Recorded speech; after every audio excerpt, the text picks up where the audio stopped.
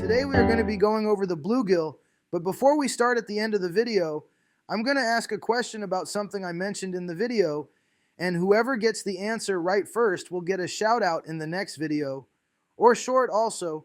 I will be sending them 3 of my favorite fishing lures. So let's get into it. Arguably, one of the most sought after fish in the world is the bluegill. When the majority of people start out fishing there first, fish is usually the bluegill, and it is the best way to get somebody into fishing. In my opinion, pound for pound, the bluegill is the strongest fighting fish, mainly because of their body shape. Now let's get into the life and habits of the bluegill. The bluegill are known by many names. Just to name a few: bream, brim, sunfish, sunny, perch, slabs, copper nose, and most commonly known as panfish. Bluegills are small, deep-bodied fish, approximately half as deep as they are long, oval in shape, and flattened from side to side, laterally compressed. The bluegill's colors can vary from population to population. They typically have a very distinctive coloring. They have deep blue and purple on the face and gill covers, dark olive-colored bands down the side, and fiery orange to yellow belly. The bluegill is most commonly known for its pan-shaped body, hint the name panfish, and also known for their black spots on their gills. The bluegill is part of the Lepomis genus, which includes 13 other species, but we will talk about that later. The cool thing about the Lepomis genus is that it's part of the Centrarchidae family, which includes the largemouth and black crappie. The bluegill was officially identified and named by Constantine Rafinesque in an 1819 publication. There are believed to be at least 5 subspecies, which includes the northern bluegill, copper-nose bluegill, hand-paint bluegill, eastern bluegill, and southwestern bluegill. The southwestern bluegill subspecies may have not actually been a separate subspecies.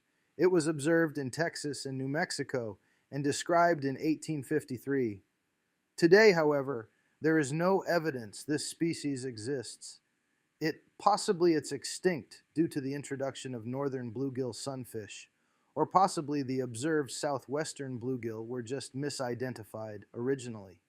The bluegill native range covers most of the eastern half of the U.S., stretching from Quebec to northeastern Mexico, but they did not inhabit the coastal states north of Virginia.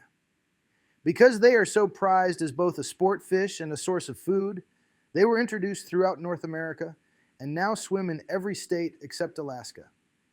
They have also been introduced into Canada, Europe, South Africa, Zimbabwe, Asia, South America, and Oceania.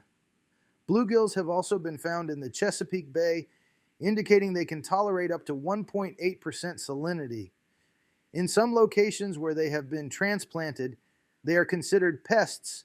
Trade in the species is prohibited in Germany and Japan. In the case of Japan, bluegills were presented to the then Crown Prince, Akihito, in 1960 as a gift by Richard J. Daley, mayor of Chicago. The prince, in turn, donated the fish to fishery research agencies in Japan, from which they escaped and became an invasive species that wreaked havoc with native species, especially in Lake Biwa. Akihito has since apologized. Bluegill live in the shallow waters of many lakes and ponds, along with streams, creeks, and rivers. They prefer water with many aquatic plants and seclude themselves within or near fallen logs, water weeds, or any other structure, natural or man-made, that is underwater. They can often be found around weed beds where they search for food or spawn. In the summer, adults move to deep, open water where they suspend just below the surface and feed on plankton and other aquatic creatures. Bluegill try to spend most of their time in water from 60 to 80 degrees and tend to have a home range of about 320 square feet during non-reproductive months. They enjoy heat but do not like direct sunlight. They typically live in deeper water but will linger near the water surface in the morning to stay warm.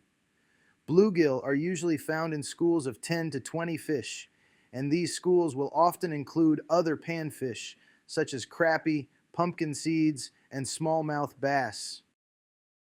Bluegill sunfish are considered to be insectivorous, but they have the ability to become omnivorous as needed. Fry bluegill begin feeding by consuming microscopic plankton, transitioning to zooplankton as they grow past ½ inch in length. At 1 inch, they start consuming aquatic insect larvae and larger zooplankton. By 3 inches, the adult diet includes aquatic and terrestrial insects, zooplankton, crawfish, amphibians, eggs, and small fishes. At times when insects are low, aquatic vegetation can account for 20% of the diet of bluegill. The bluegill does have quite a large overlap in diet preferences with other species, creating intense competition for forage. There are times when the diet of bluegill sunfish will overlap juvenile largemouth bass, crappie, and shad species. This competition can cause population level issues, stunting either the bluegill or its competitors' growth. Bluegill feed primarily throughout the day, with feeding increasing beginning at sunlight and continuing throughout the day, ending at sunset. Bluegill have excellent eyesight, feeding mainly by sight. They are also extremely nimble, using their pectoral fins to propel themselves both forwards, backwards, and in circles quickly and quietly. They stalk prey, consuming them by swallowing them whole. Unlike bass species, bluegill rarely use their caudal fin to propel themselves. Their mouths have a slight protruding effect when opening, allowing them to create an oral negative cavity that provides a quick suction effect each time the mouth opens. Bluegill sunfish are known as single nest spawners who select sites in close proximity to each other in a pattern that is similar to a honeycomb. This offers bluegill the ability to guard nests from each other, as well as protect eggs and fry as a community.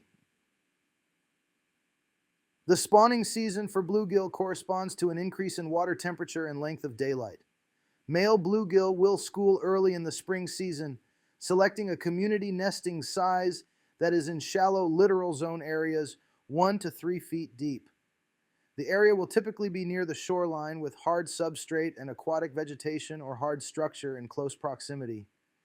Each individual male will clean an oval-shaped nest by removing silt from the bottom by fanning their tails to expose hard sediment. The resulting nest will be 7 to 15 inches in diameter, with depths varying with the sediment. Active spawning will begin when water temperatures reach 65 degrees and continue throughout the spring, summer, and fall, as long as water temperatures are below 85 degrees. In the southern reaches of the bluegill sunfish distribution, when water temperatures exceed 85 degrees, spawning can cease and restart in the fall once water temperature drops. Males attract individual females to the nest with bright coloration and territorial behavior. Female bluegill sunfish eggs are small in size, averaging around 0.04 inches in diameter, with the potential to produce up to 80,000 eggs per year. Each spawning attempt will range from 2,000 to 20,000 eggs, depending on the female's age and size. Once the eggs are laid and fertilized, females will leave the nest and attempt to spawn with other males or return to feeding areas until more eggs have become ripe. Males will continue to court multiple females into one nest and can accumulate in excess of 100,000 eggs. The eggs will be initially adhesive, sticking to substrate, and slowly become less adhesive and harder due to water exposure.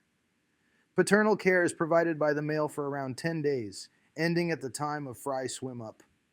The males will primarily fan the sediment off of eggs and provide oxygen using their pectoral fins. When other males or predators encroach on the nest, males will quickly charge them and can aggressively nip at or fight off intruders. The most common nest predator for bluegill tends to be other male bluegill sunfish, but not their neighboring males in the community. Alternative spawning techniques have developed where sneaker males and mimic males also exist within some populations. Sneaker males will be smaller in size compared to dominant males that create nests. They can exhibit immature coloration as well. These males will wait outside of the nest and quickly swim into the nest during the act of spawning, attempting to fertilize the eggs, while the dominant male is distracted. Mimic males will have female coloration and will enter into a nest with a dominant male and a true female.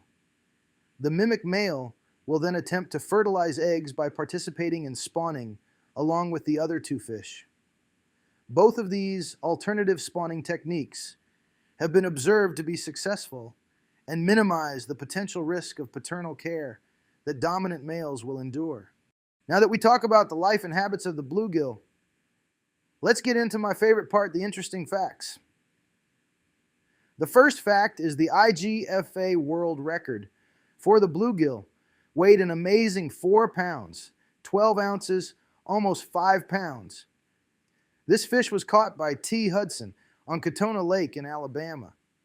This fish also recorded a length of 15 inches and a girth of 18 inches. The second fact is the bluegill lifespan tends to be very short, as almost every predatory fish will consume it. The average lifespan for bluegill in the South is 5 years, where northern bluegill live to 8 years. The oldest bluegill ever recorded was 11, but it was aged from a scale, so it could have been much older.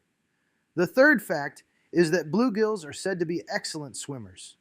They can change their direction very quickly by adjusting their fin movements, and they are one of a few fish that can swim backwards. The shape of their body helps to reduce water resistance and allows them to move very fast. The last facts are, you can legally buy bluegill in all the lower 48 states for your personal pond. The bluegill can be used as bait in 20 states in the United States, and the bluegill is the state fish of Illinois. Thanks everyone for watching the video and supporting the channel. The question is, what was the name of the mayor and what city was he the mayor of? That gifted the bluegill to the Japan's then crown prince. Remember, go down to the comments to answer the question for your chance to win. And while you are in the comments, let me know what you like about the video, or if you think I need to improve on something in the videos. If you could go and hit that like button, then move on over and hit that subscribe button. And then lastly, hit that bell notification to get notified when I put new content out. Again, thanks for all the views and all the support. It means the world to me. Remember, rip, lip, repeat.